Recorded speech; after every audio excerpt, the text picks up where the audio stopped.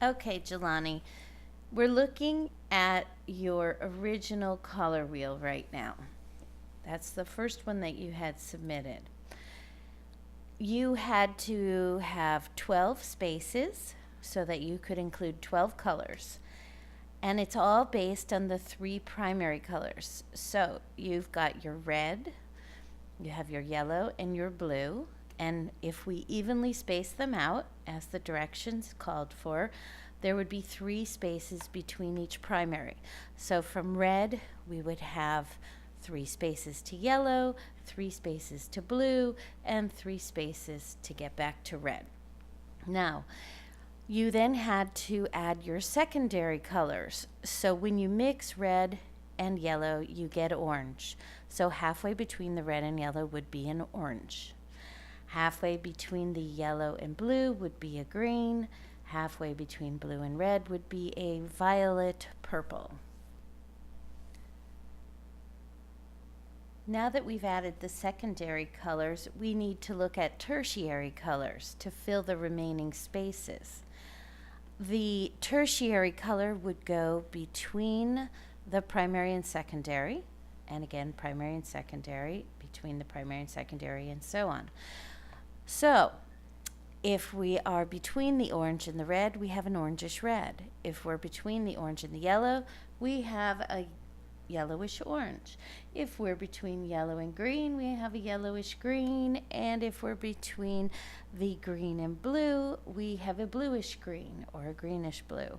If we're between the blue and the violet, we have a bluish violet. And if we're between the violet and the red, we have a reddish violet.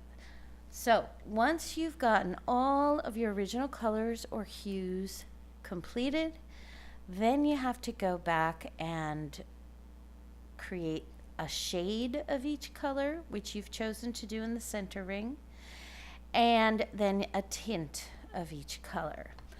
So I'm going to go back through with you how to actually get those colors created, because I see where you've gone back and worked. Let's zoom out for a moment. And I do see that you made changes, but they're not accurate changes.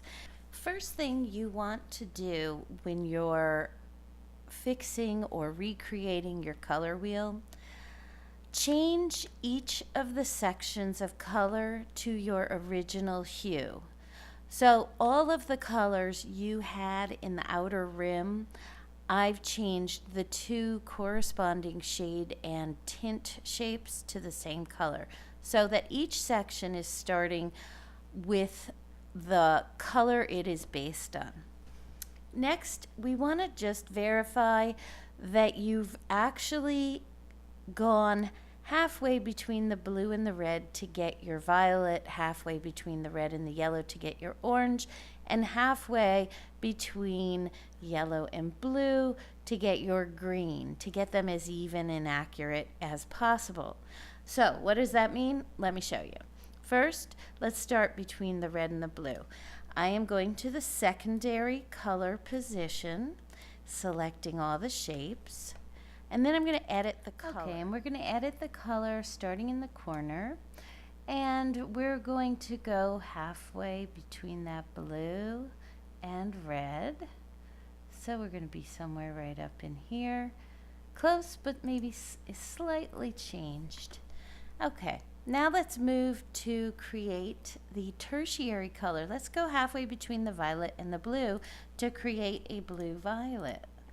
So again, we select all 3 shapes, double click, let's bring ourselves up, and let's add just a tiny bit more blue to that. Click OK. So we see a stair-stepping of color, meaning we have a violet, a blue-violet, a blue. Now, let's move the other direction and get ourselves a reddish violet. So we're going to go halfway between this violet and the red.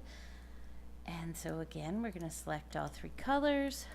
It actually seems the tertiary color you created, which is about halfway between the violet and the red, it looks pretty accurate. We might simply take this to the corner, but I think it's It was pretty close, pretty close. Okay, to continue on, we'll look at the primary red and primary yellow. We'll go halfway between and see where this orange falls. Make sure we move up to the corner. And you see our pure yellow in about here and the pure red at the bottom. So we might actually move up just slightly. And that did lighten just a bit. I think that your tertiary color for the reddish or orangish red looks pretty accurate. I don't think we have to adjust that at all. But now let's look at your tertiary color that would be an orangish yellow or a yellowish orange, which would be halfway between the orange and your yellow. So let's just select your three shapes. Come on in, and we are going to move between the orange and the yellow to make it a yellowish orange. So we know there has to be a little bit more yellow than orange this time. Let's click OK. That looks pretty good. And we have one section left, and that is between the yellow and the blue. So equal blue and yellow, halfway between in our secondary colors. Oops. And color picker is open, and we see our blue right up here, and we see our yellow right down here. And so we really do need to move up more, add more blue, move more towards the blue to get a good green. Okay, so you see there is a color change here. Now we need to mix our secondary green with our primary yellow to get a tertiary, which would be a yellowish green or a greenish yellow. Double click. Let's get ourselves to the corner, and somewhere, I think that actually, that is very close to this. Maybe it needs a little bit more yellow. Let's move down just a tiny bit more. It's a little limier, more yellow in there. There we go. Okay, one to go. And that is between the green secondary and the blue primary. We need the tertiary, and I think actually we could probably leave what you have there. I think this is complete. So if we now look at what you started with and what would be more accurate, there are some changes. I hope you can see those changes. Actually, why don't I, at this point, turn off? So to add a shade, you take the original hue or color and you add black to it. So let's start here. If we're going to make a shade of this green, we select the shape, go to the color picker, and you have to move towards black because you're adding black to create the shade. When you do the tint, to create your tint, you're moving towards white.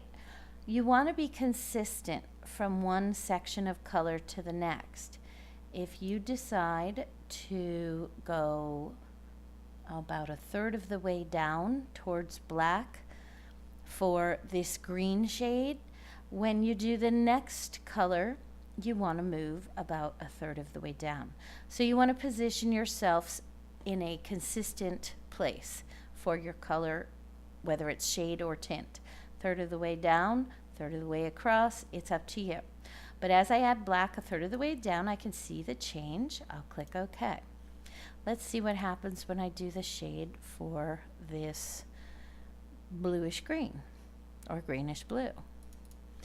I will move about a third of the way down. I see the difference. I click OK. Let's try this one. Let's go about a third of the way down. Click OK. Now, to do the tints of these three, I won't demonstrate all of these colors. Hopefully you get the idea. Let's come back and do a tint. So again, we're going to move towards white. We're adding white. It's pretty subtle difference, so let's add a little more white. So it looks like I'm going to do almost 2/3 towards white for my tint. So I want to be consistent. Back in the green, I'll do about 2/3 towards white for that one. Okay, clearly they are different, but they are similar. So these 3 sections are complete. The tint is certainly lighter than the original hue and definitely lighter than the shade. Shade is darker. Again, the shade is darker, the tint is lighter, shade is darker than the original, tint is lighter than the original. These 3 sections would be done. And you would continue to do the same thing for all your other sections to finish. Okay, so when you create your finished color wheel, be consistent. Another suggestion I would make when creating the shades of your colors, maybe don't go too dark.